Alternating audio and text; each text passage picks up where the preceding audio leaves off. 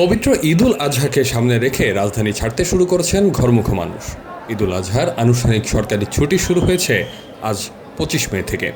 আর ছুটির প্রথম দিনেই নারীর টানে বাড়ি ফেরা মানুষের ঢল নেমেছে রাজধানীর কমলাপুর রেলওয়ে স্টেশনে। ছুটির প্রথম ও ট্রেন যাত্রার তৃতীয় দিনে রাজধানীর ঢাকা রেলওয়ে স্টেশনে ঘরমুখো মানুষের উপচে পড়া ভিড় দেখা গেছে।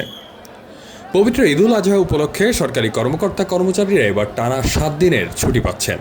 25 মে থেকে 31 মে পর্যন্ত টানা 7 দিনের সরকারি ছুটি ঘোষণা করা হয়েছে।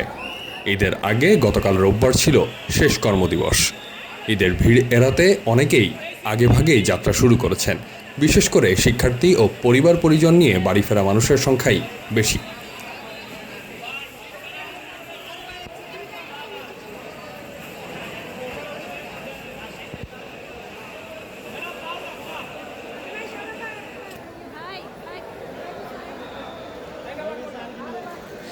এদিকে যাত্রীদের ভোগান্তি কমাতে রেলের সময়সূচি ঠিক রাখতে বিশেষ পদক্ষেপ নিয়েছে বাংলাদেশ রেলওয়ে।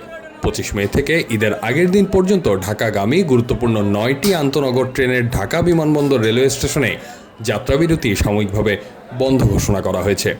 মূলত ঈদের সময় ট্রেনের শিডিউল বিপর্যয় ঠেকানো এবং অতিরিক্ত যাত্রী সামাল দিয়ে সময়ানুবর্তিতা বজায় রাখতেই রেল প্রশাসন এই সিদ্ধান্ত নিয়েছে। অপরদিকে ঈদযাত্রায় বিনা টিকিটে ভ্রমণ রুখতে স্টেশনের সার্বিক নিরাপত্তা জোরদার করা হয়েছে। ঢাকা কমলাপুর বিমানবন্দর, জয়দেবপুর, চট্টগ্রাম, ময়মনসিংহ, সিলেট, রাজশাহী ও খুলনা সহ দেশের প্রধান প্রধান রেলওয়ে স্টেশনগুলোতে কড়া পাহারা বসানো হয়েছে।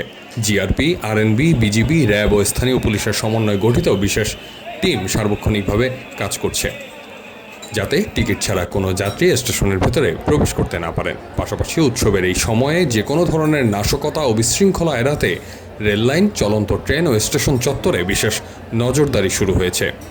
রেলওয়ের নিজস্ব নিরাপত্তা বাহিনীর পাশাপাশি অন্যান্য আইন শৃঙ্খলা রক্ষাকারী বাহিনীও রেলের সার্বিক নিরাপত্তা নিশ্চিতে মাঠে সক্রিয় রয়েছে। ট্রেন চলাচলে কেউ বিঘ্ন ঘটানোর চেষ্টা করলে তার বিরুদ্ধে কঠোর আইনি ব্যবস্থা নেওয়া হবে বলে রেল কর্তৃপক্ষ জানিয়েছে।